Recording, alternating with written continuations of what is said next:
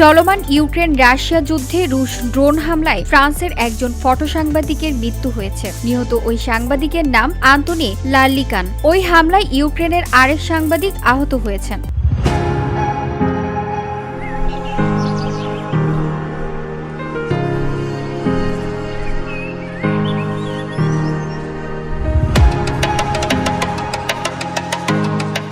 শুক্রবার ফ্রান্সের national union of journalist এর এক বিবৃতিতে বলা হয়, পূর্ব ইউক্রেনের দনবাস অঞ্চলে রুশ ড্রোন হামলায় আন্তনি নিহত হয়েছেন। রাশিয়া ইউক্রেন যুদ্ধে ড্রোন হামলায় এই প্রথম কোনো সাংবাদিক নিহত হওয়ার ঘটনা ঘটেছে। ইউরোনিউজের তথ্য মতে ফরাসি সাংবাদিক লারলিকান ইউরোপের বিভিন্ন গণমাধ্যমে দীর্ঘদিন ধরে কাজ করেছেন।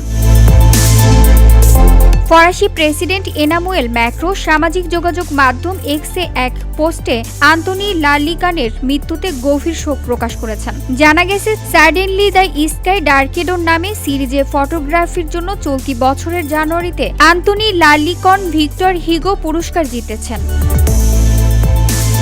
VOD Bangla news desk.